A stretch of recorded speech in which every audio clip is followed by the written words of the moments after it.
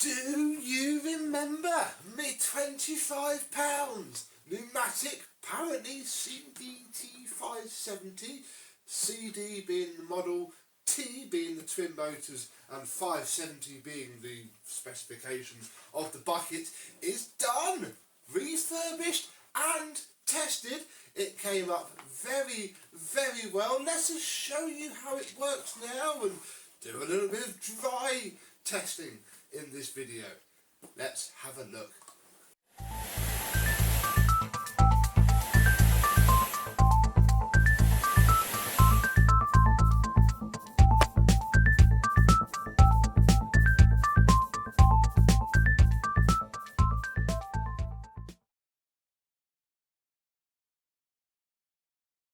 Yes, hello, my vacuum cleaner chums. How are you today? Yes, this thing came up astonishingly well, despite the fact that it had been used with the wet float in for plaster dust. It didn't kill it. I mean, but no spoilers on how it sounds because you know how the motors did sound, but obviously we shall come on a bit more in the end. Let's start from the end, and I kept this plug in the end. I thought I had a nice rubber Dura plug, and actually I do, but it's got a crack in it, and I don't know, there's nothing really wrong with this plug, just like there's nothing really wrong with this cable. And again, at the mercy of not having any better 3-core, got plenty of 2-core but no 3-core flex, I decided to clean it up and keep it.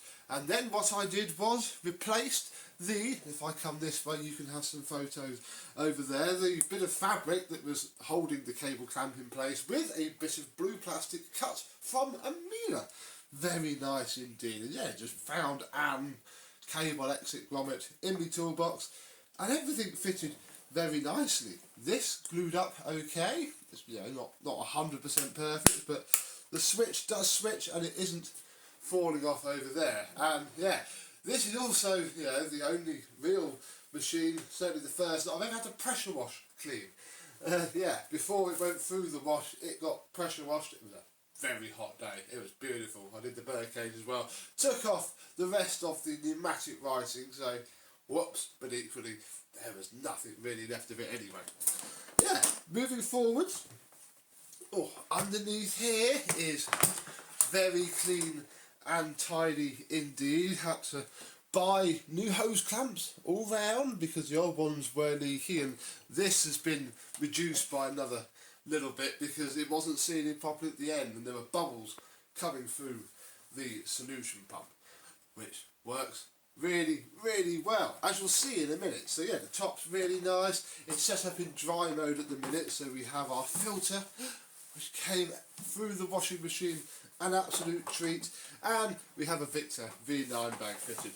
At this current moment in time, probably all it's ever gonna have, unless ultra special occasion that denotes this Sunday gets a lot of use. It's like £20 for a set of 4 or 5 only of the big proper bags this takes. So for now, we're just going to stick with the Victor V9 bag. Oh yes, I also couldn't do anything with these because the screws are brass inserts into the structure flow and they were just spinning and that was no good. What I did do though was put a little drop of Autosol around the wheels on the bucket and oiled them up, and there now, this thing is, I'll say very loosely, but it's quite manoeuvrable. You can certainly drag it across an office block by its hose and only get a small hernia.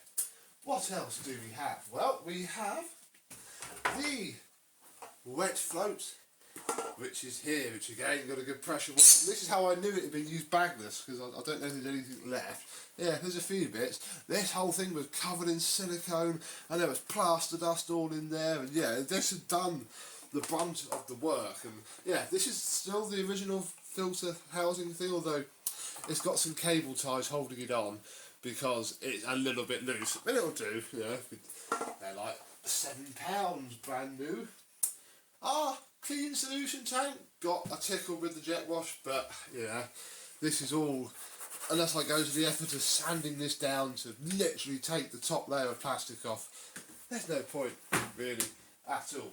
The wands, well, I did attempt to fix our main trigger, but as you can see by the remains of it sat on there, we were not terribly successful with that. Still haven't got the ones apart, but yeah, our 1993 fishtail, again, just a very quick wipe over on the front and sides, didn't touch the back, with some auto sole and some wire wool. Got it respectable, very respectable indeed. I don't think we'll be shampooing this rug with it anytime soon. Then I actually bought myself a fan, and it's one of these. They're Robert Dyer's, and they were £30. It was amazing, and it is a really good fan.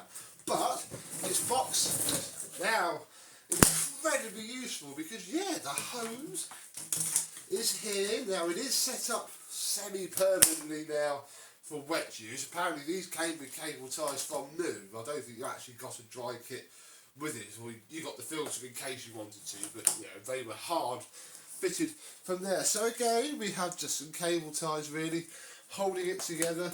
I guess we'll clip this in purely so it doesn't flap around and get in the way, and then we can just leave the other end loose because when we do our demonstration shortly, crikey, it's such a lovely long hose. Oh, it does also have, here's the tape, a few little holes in it. So it's a shame as well because it's right in the middle and it's either a new hose or wrap some tape around it. Here is the currently sort of not affixed to the wand trigger and floor solution valve, and then here is our lovely fishtail, which without its metal strips is beautiful because it really scrapes across the fabric and does a good job. And yeah, that's why we're using this dry today, because I've already pre-filmed the B-roll and the demos for the wet use, because in that beautiful hot summer that we've just had in the UK, that's why I rushed through this and got it done pretty quickly. I did the car with it, so let's get the wet stuff out of the way and then we'll come back for some vacuuming.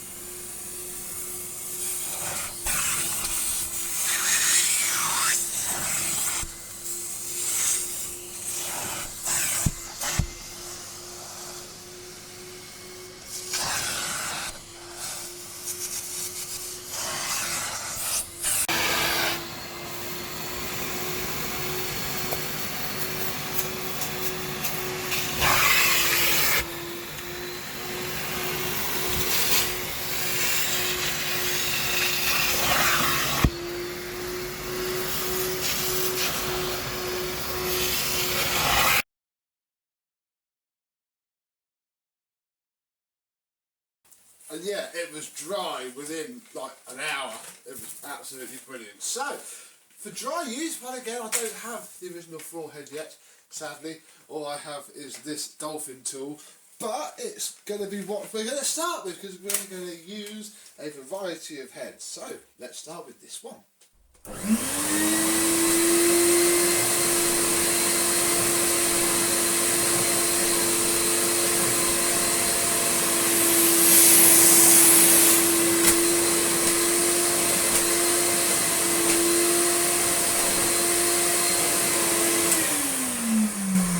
No, that's no fun to use. That digs in far too much. Let's try this unassuming, cheapy, pattern part, modernish style head.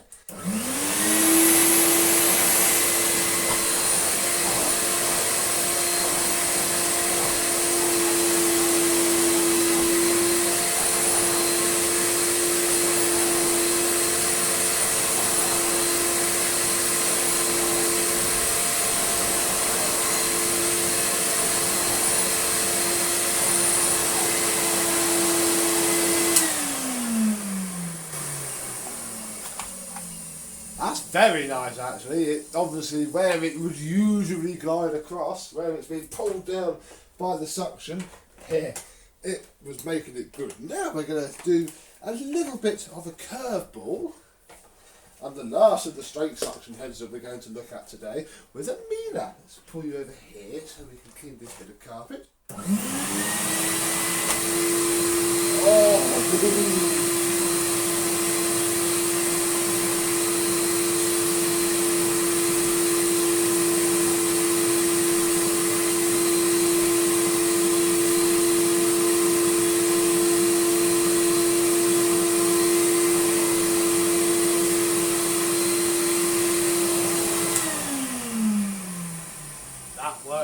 very well. Obviously it's a head that's used to a fair bit of airflow, so one cannot deny that. Now the next head is actually, remember my CX1 Blizzard, which I still haven't done anything with. This head is still in the same condition as it was when we left it in the before video of that. I thought it was a little bit lackluster.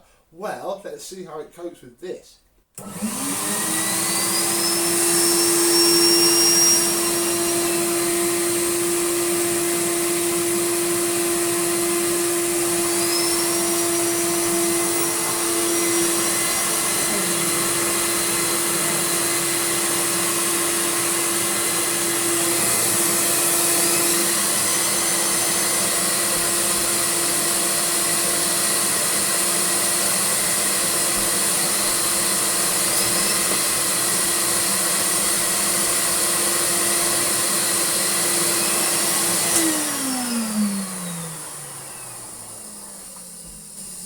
I think it's spinning at its limit, certainly not quite as fast as I thought it might, but it didn't slow down that much, and that was potentially the key. Right, next floor tool we have isn't for the rug.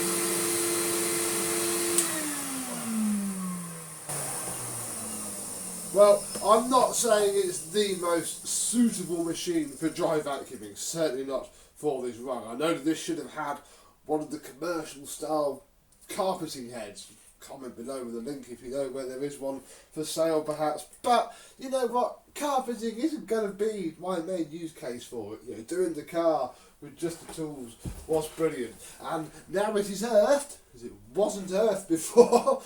It's going to be great for using as a wet vac, cleaning the car out. We've basically refurbished this back to brand new mechanical condition. We got lucky that the motors don't have knackered bearings, and now all the plaster dust has been washed out and she's wired up correctly with a few bits glued up. It's literally probably exactly the same, if not a better experience than one of the brand new £900 excluding VAT ones that you can buy today. So yeah, you're probably going to see this again. I've already got rid of the VAX 6131, the VAX Dual V Advanced. They've gone to new home. Don't need them anymore. This is going to stay, and I needed space to keep it. So comment down below, do you have any of these old Structo foam beasts or not? And if not, you know, have you ever thought to use one? Let me know down below. But before we go, there's just one more thing. Because as you probably noticed, he doesn't actually have anything anymore. He shouldn't have had a face, and he doesn't have any writing. Now sadly, of course, Numatic do not sell such things, and I haven't managed to find anywhere that does as of yet, you know, that would do me a nice vinyl set of letters. So what I did instead was went onto eBay, come on, unpick, and found the next best thing, which are the funny face stickers. We now have a Numatic hooligan, folks. It's a shame they don't come with the mouth, but we can probably get away with that. I'm going to have to do this bit from the front so I don't completely mess it up. Yeah, this was the next best thing I could find. I don't want to get the other one that I know you all know is there, because it's a family-friendly channel. We're not going down that route. Hooligan, everybody knows a hooligan. Yeah, this thing is now a hooligan. Oh, it's a very good face kit, by the way. And if the person that makes this does ever watch these and fancies doing me a set of Numatic ones, please let me know. But you know what, you always see these for sale on eBay with a scruffy remains of a face, tatty old stickers. Doesn't look any worse than that, and yeah.